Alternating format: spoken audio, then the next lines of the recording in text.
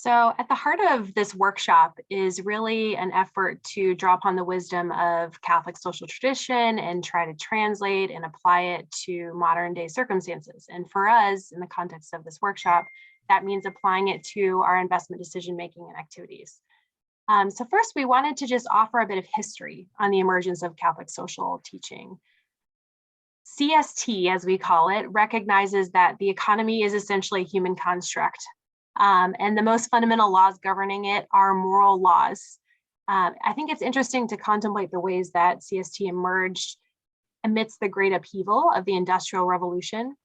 At that time, people were flooding into cities. They were leaving sort of their old ways of crafting and gilding to join these kind of anonymous factory jobs. And the benefits of technological progress were accruing to very few people. And many people were actually treated very poorly within these factory jobs. They worked long hours, they had low pay, it was unsafe conditions. So it was actually in the midst of that upheaval, social and economic upheaval, that Pope Leo XIII wrote an encyclical called Rerum Novarum, which is translated to On New Things.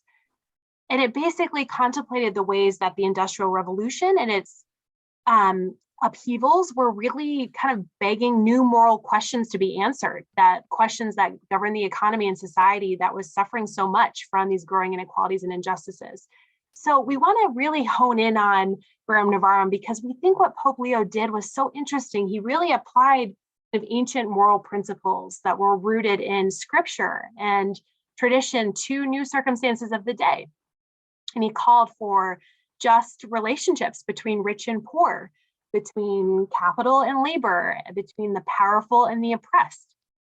Flash forward to today, and some might call Pope Francis's Laudato Si as the kind of latter day Rerum Novarum. He uses in Laudato Si this see, judge, act methodology, which is meant to kind of provide a moral diagnosis of the great social and environmental crises that threaten our ability to support human and planetary flourishing today.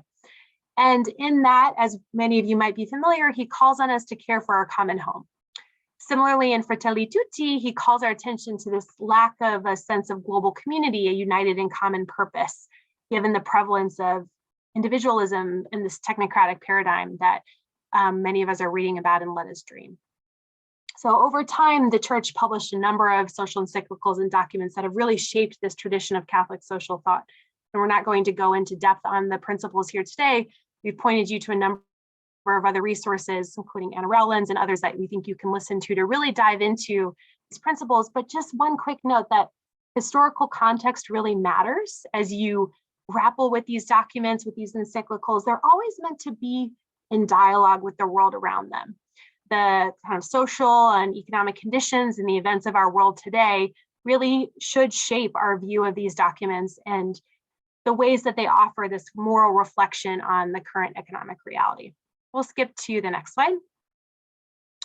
So drawing on our kind of practical knowledge, our diverse fields of expertise, we're always really, I think, engaging as people who are drawing upon Catholic social thought in this question of how we are accountable to the common good. And we think that this means being accountable to our own consciences and cultivating a moral center. So from rooted in the Catholic tradition, we don't necessarily believe that our individual conscience ever exists in a vacuum. Thomas Aquinas taught that it is the application of our knowledge to particular cases and problems. So it's this active wrestling in the world. And we think that we each have this obligation, or Catholic tradition helps us understand that we each have this obligation to form our consciences rightly by learning the moral principles that can guide them. In secular society, this is a responsibility that each of us bears in the world today that many people are calling attention to. In her recent book, Manifesto for a Moral Revolution, Jacqueline Novogratz, the founder of Acumen, kind of a pioneer in impact investing, calls us to commit to, quote, a daily choice to serve others, not simply benefit ourselves. And it's hard, but we are really compelled by what she shares, that change is possible. And it's because large scale change is possible that I've come to see it as a responsibility to be a part of that change. This is what we want to note is that this is a process of continual conversion, animated by the vision of St. Francis of Assisi and Laudato Si, Pope Francis really sort of invites us to this, to engage in this personal transformation, what he calls an ecological conversion. It's not just about personal conversion at the same time, it's also about institutional transformation and transformation of the political and economic structures that we're a part of. Jump ahead. So what we want to dive into here is this application of these principles. So as we're wrestling, as we're forming our own consciences, as we're cultivating this moral center, how are we showing up in the world today that is in dialogue with the sort of biggest challenges of our time?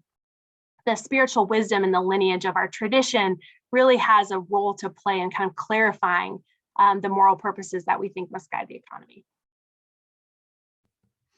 So one application or embodiment of these principles we look to describe here in the next 3 slides, which are also brought to you from Morgan Simon and Transform Finance, chapter 6, 7, 8 of Real Impact. And we've adapted and applied them further to case studies in our own example of investments we have made and been a part of, and folks in our workshop have been a part of. So the first principle is add more value than you take. It's the kind of centerpiece for non-extractive finance. So the investments must yield a higher return for the target community, the beneficiaries, whether it's the entrepreneurs, the workers, the surrounding community, than it does for the investor. And to us, this is a true embodiment of reciprocity and solidarity. It really has a structured commitment into how you make your investment, that the returns must be higher for the target community. And that's, we are struck by how different that is, because investors tend to always have the highest returns. And that's part of what we pride ourselves in. It's part of how we structured our business, is to give capital that privilege. In non-extractive finance, the design is to grow wealth for the target group. And this is where a lot of impact investing has been very good, but in some cases, the impact measurement hasn't been defined by the key beneficiary community. And so non-extractive finance really engages them in that community. And Seed Commons is one example. We grew out of the working world, and some of the leaders in this field in the United States. As we think about engaging communities in design, governance, and ownership, there's a few examples that were on my previous slide there. The Industrial Commons, Oberon, these are all examples of enterprises that embody these principles. The core piece here is to recognize the power dynamics that exist. And to be able to embody dignity, we have to be in relationship with the community members and leaders that we're seeking to be in dialogue with around the enterprises we're investing in.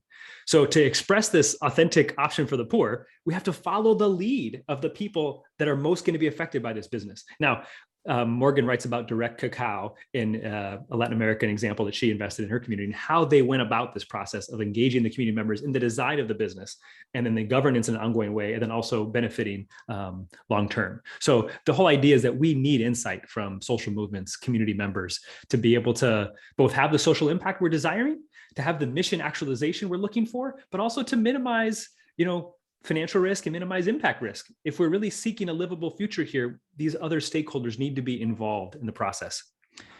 Cooperative models, employee ownership, steward ownership models, trusts that kind of structure an integral ecology ethic as the central purpose, that all governance flows up to a purpose trust, which is to regenerate the earth, regenerate the land, regenerate the soil, communities, to heal through a gift economy. These are things that you can structure into a purpose trust, and that have been structured in a purpose trust that have existed in Northern Europe, whether it's Bosch or IKEA, others. There's large examples of these existing today, or co-op models, the trillions of dollars in agriculture, credit, marketing co-ops, credit unions, rural electric co-ops, or an employee-owned business. More than 2,000 ESOPs in existence today, millions of workers that have built meaningful retirements for their families through employee ownership structures.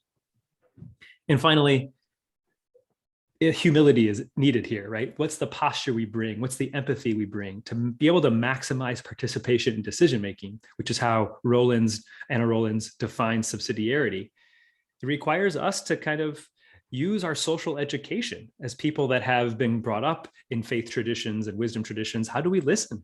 How do we not do for others what they can do for themselves? What do the community members want? Is it their own autonomy and sovereignty?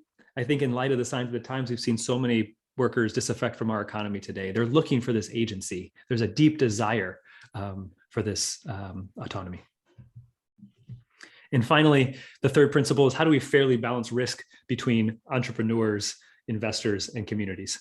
And what the key question is here, what does fair mean, right? And obviously, as investors, we protect our own interests. But we also take advantage of this unequal power relationship. We ask for 100% guarantee. We ask for loan loss reserves. We ask for things in our term sheets that, in my view, might not be the structured commitment to neighbor love if we're trying to actually benefit this community and have them define the transformation we're looking for.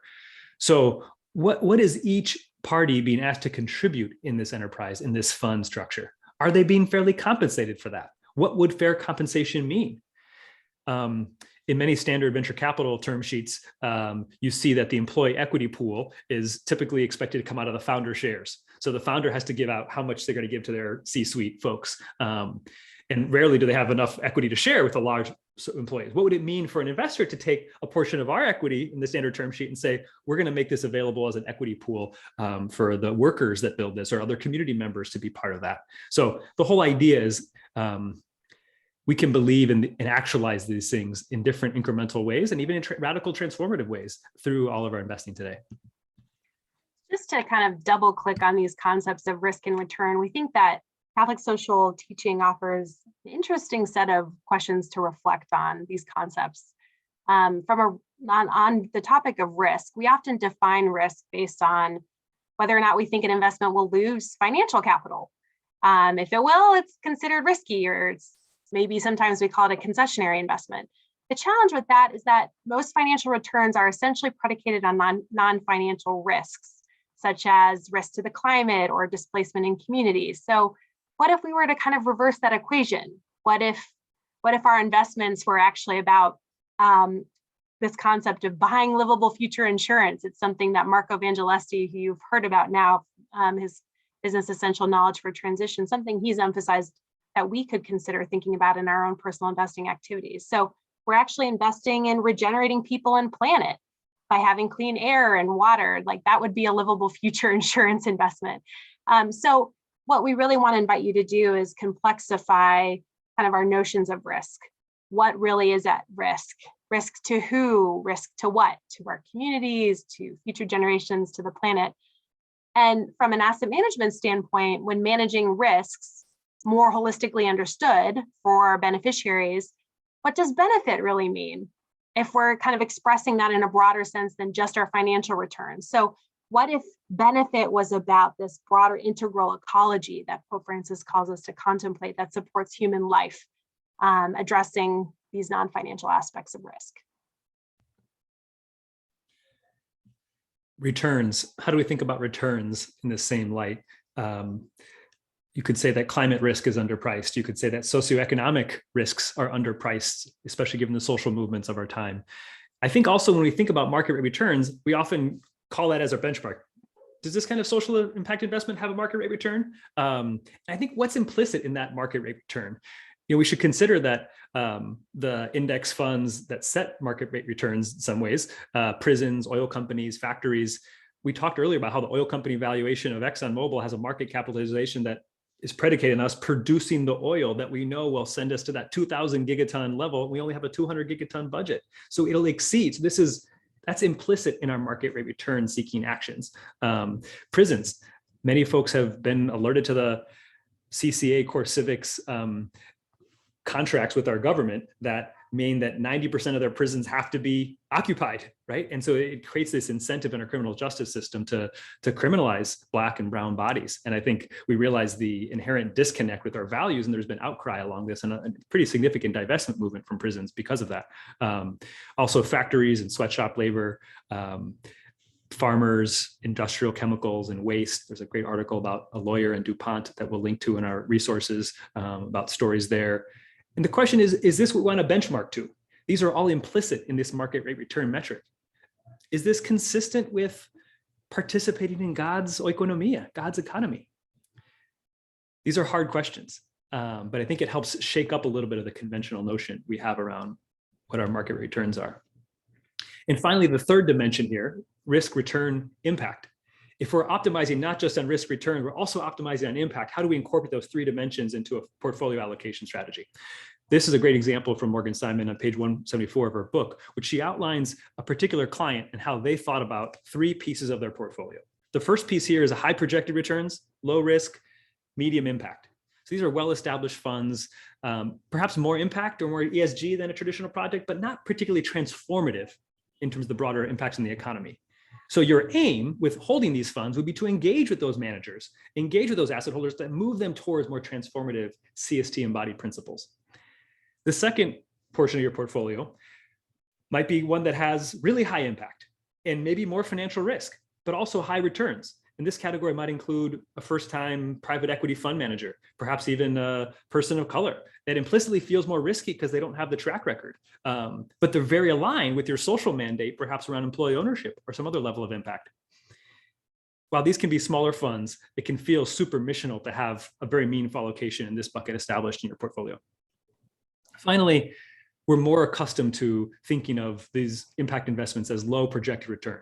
And this is maybe the bucket that we're most familiar with in affordable housing. And these are kind of funds that have good track record of consistent below market, but reasonable returns and a unique impact story. And these types of investment can help you achieve your target impact while minimizing volatility. So still having meaningful impact, but maybe less risk than the second category. I also wanted to raise some interesting questions for reflection around this concept of fiduciary responsibility. We know that it is an important governing principle for how we manage assets. And there are certain acceptable interpretations of fiduciary responsibility sort of constrained by today's legal and regulatory system.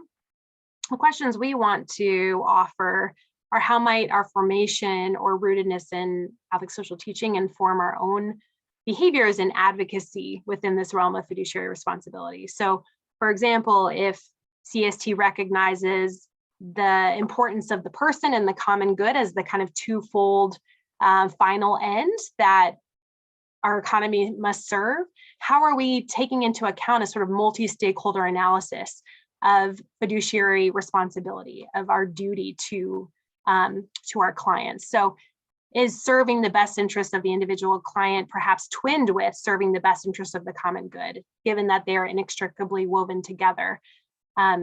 And of course, this offers some interesting invitations for us to consider ways we might align the interests of capital with and capital markets with broader stakeholders. And today, fiduciaries are generally speaking beholden to fairly narrow interpretations of what constitutes best interests of the client. So this may be an interesting invitation to us to discernment, certainly with our clients, but also with the broader sort of policy and regulatory systems that we're operating in. A particular embodiment of these three principles that we outlined here might be taken a step further by listing questions you could use for diligence. So these 12 questions, so you're exploring a potential fund investment and the underlying holdings of that fund, you could say, are there most affected communities at the table? Is there shared leadership in these enterprises? Do the most directly affected community have participation in the upside? Is it just the investors or just the entrepreneurs, or is there workers and other stakeholders that have participation in that? You could also say, do producers, let's say we're talking about agricultural producers or others, gain value from a liquidity event? Is there transparency that's part of the dominant culture?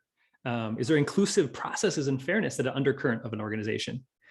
Do the practices listen and align to God's economy that includes all of creation's flourishing? Is there a sense of interdependence?